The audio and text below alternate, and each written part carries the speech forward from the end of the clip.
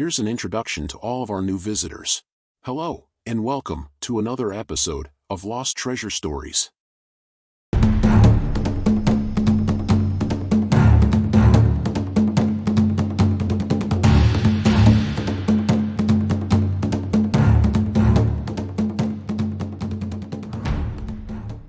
Thanks for stopping by. We have hundreds of stories in our files from over 45 years of historical research. So if you like real, authentic, lost treasure stories, you're gonna love our channel, so go ahead and hit that little red subscribe button in the lower right-hand corner of the screen, so you don't miss any new episodes when they get posted. And as a gift from us, to you, as a new subscriber, we invite you to leave a comment below of the county and state that you live in, and we'll post a lost treasure story as close to you as possible. While we can't guarantee you anything, it's not unusual for us to post a requested story within 15 to 30 miles of the request. So go ahead and check out our Lost Treasure Stories playlist. We have several videos waiting for you to enjoy right now. After you subscribe, make sure your YouTube notification bell in the upper right-hand corner of your screen is set to on, so you get notifications when our new videos get posted. And now, let's start the first story of this episode. This lost treasure story is from a Mariposa, California newspaper article of May 31st, 1909. We're going to read you the caption of this old photograph that appeared within this article.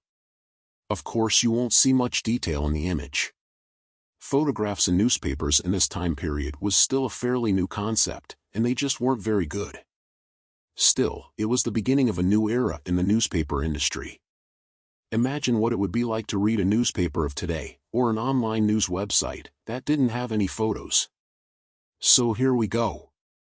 The photo caption reads, "Above is McCoy's hut and the party in charge of the investigations now in progress." The third figure from the left is District Attorney Adair of Mariposa. The lower photograph shows the excavations in the vicinity of the old well, near which the skeletons of 4 men were found, and the tunnel leading back into the cellar of the house. On the left is a photograph of George McCoy, from a snapshot taken about 2 years before his death. And now let's go ahead and read the article. Guarding his secret more successfully than the fiendish Bender family of Kansas and with more cunning than the artful Mrs. Belle Guness of the Indiana murder farm, George McCoy, miser and recluse, conducted a death ranch near this city for more than half a century, and not until 2 years after his death has the awful secret of the old man's lonely life been revealed.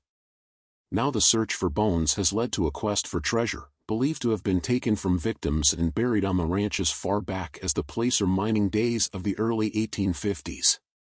The first suggestion of the old miser's gruesome secret came as newcomers began excavation about the old well of the ranch, with a view of reconstructing it, and uncovered a human skeleton. Further excavation revealed the bones of 4 men. All the skeletons were doubled up, showing that the bodies had been buried with the knees and heads together. At the direction of District Attorney Adair, a close examination of the house was made. A trap door was found hidden in the floor. It led to a large cellar. Seeking further, the investigators pulled away a large stone at one side of the cellar wall, and there stood revealed the opening of a well-constructed, stone-lined tunnel, 4 feet high and about 2 feet wide, leading to the well where the skeletons were found. One evening in the summer of 1877, John Wilson, a wealthy young rancher, rode out of Mariposa with a large sum of money in his saddlebag. His shepherd dog followed. No one ever saw him, or his horse or his dog again. He took the road leading by the McCoy ranch. A Chinese told the sheriff that he saw McCoy talking to Wilson on the road. The Chinese disappeared the next day. A posse charged McCoy with connection with the disappearance of Wilson. He denied it. The posse searched the house and ranch, but to no avail. They threatened lynching, but McCoy gave no sign of weakening and he was spared. The search for Wilson continued for years and was carried on by the Odd Fellows in all parts of the country. When the first skeleton was unearthed at the ranch the other day, the disappearance of Wilson was recalled at once.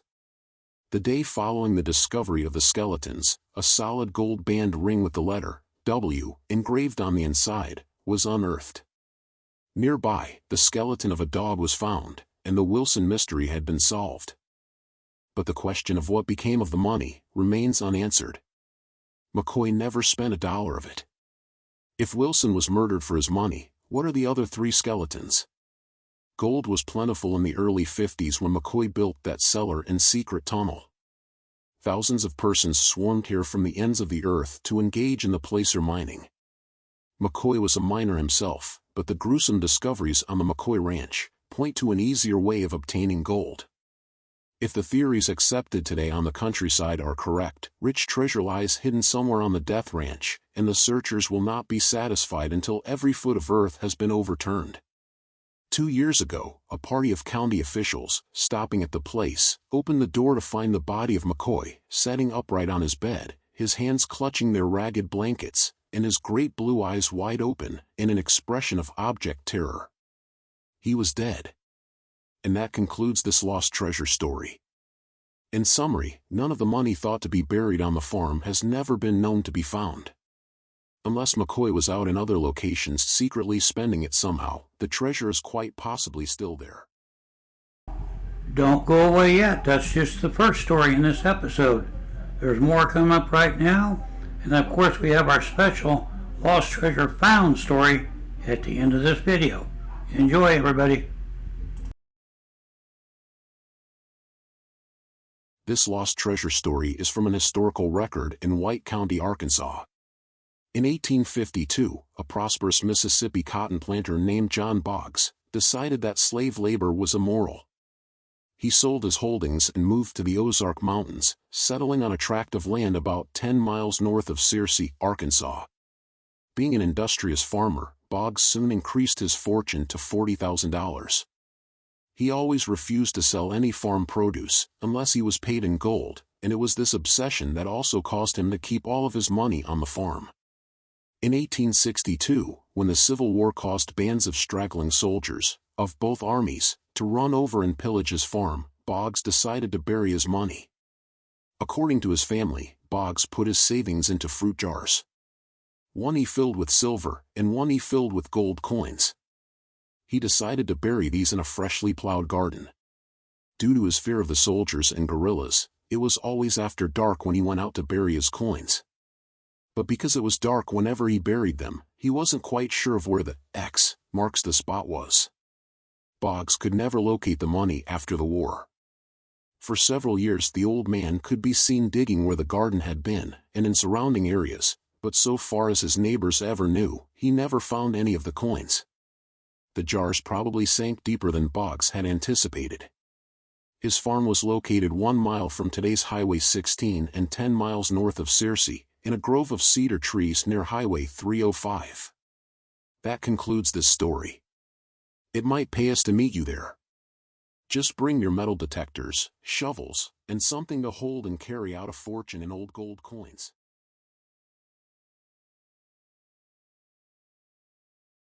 This lost treasure story is from a newspaper article dated October 20th, 1903 out of New Hampshire. Here's the story. Charles E. Currier, a well-known milkman and farmer on Smith Hill in Salisbury, is setting up nights to prevent a strange man from digging for supposed hidden treasure in his apple orchard. One day last week, a man came to Mr. Currier's house and told him that his name was Ferdinand Haley of Concord, a nephew of Titus H. Wadsworth, who used to own the farm. The stranger asked Mr. Currier's permission to dig some flag root in the old orchard behind the house.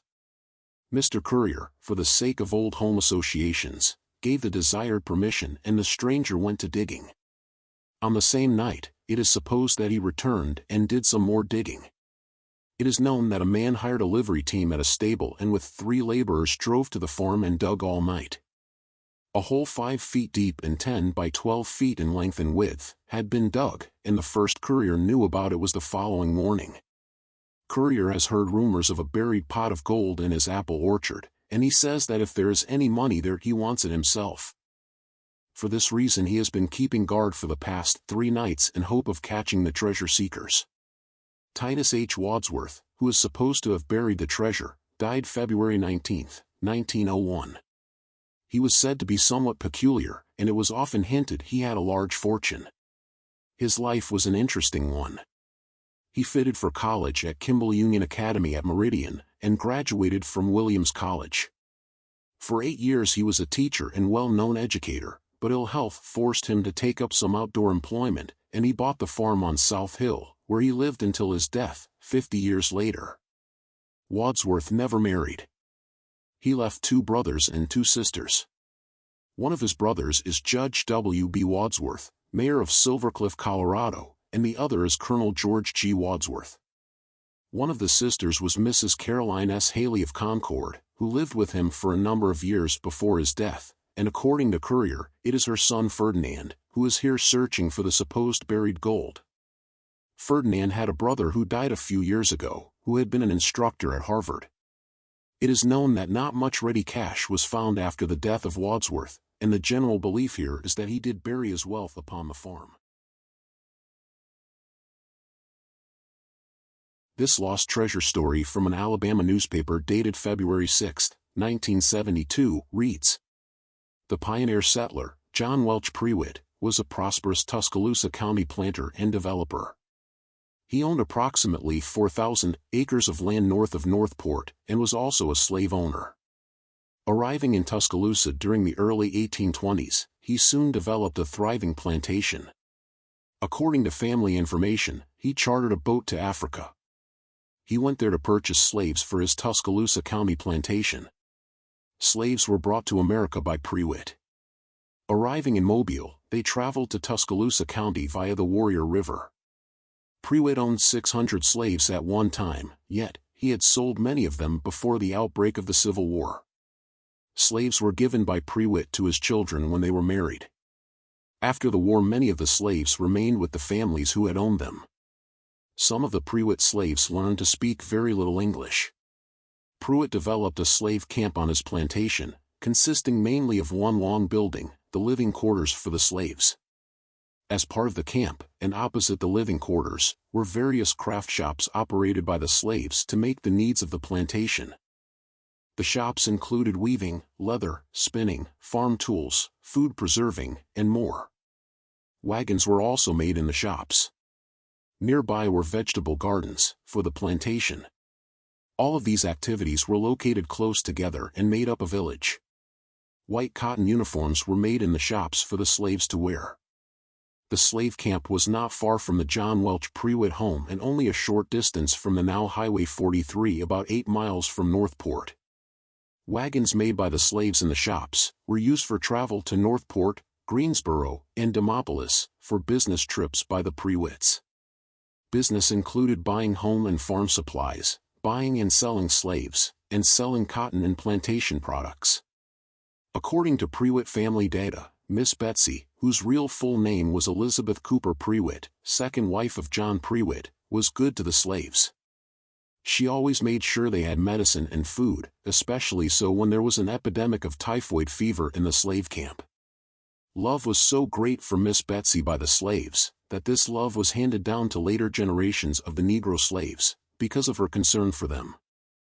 After the Civil War, and after Betsy died September 4, 1883, she was buried in the Cooper Family Cemetery, North Tuscaloosa County, Highway 69, and the slaves who loved her told stories of seeing Miss Betsy in a long white dress walking at night to the slave quarters, with a lighted candle. This legend has been told to each generation of the Negro families, and even today some say they see Miss Betsy at night. Pioneer and a veteran in the War of 1812, John Welch Prewitt died March 4, 1873, and is buried in the Prewitt Family Cemetery, located near the old Hagler Mill, north of Highway 43. After Prewitt's death, the old Prewitt home burned. People were there, at the old home place, for days, looking and digging for gold and silver believed buried by Prewitt. That's the end of this newspaper article, but as a summary to the story, no money was reported found on the Prewitt home at that time, or since. This short little lost treasure, found, story is from a newspaper article from Hamilton, Ohio, January 14, 1905. Charles Smith, a wealthy farmer of Union Township, has found a jug of gold hidden by Byram Seward before his death, 30 years ago. Smith bought the Seward farm and began tearing down the old house. When the chimney was thrown over, the jug, containing about $2,000 in gold, was found in the corner. Seward was stricken with paralysis and died, without recovering sufficiently to tell where his gold was hidden. Okay, everybody, that wraps up this episode of Lost Treasure Stories. I hope you had as much fun watching these videos as I did. If you did, go ahead and hit that subscribe button. You don't want to miss our next episode. And I've got a little more information coming up for you right now. We would appreciate it if you give us a thumbs up, like the channel. That helps our channel grow as well.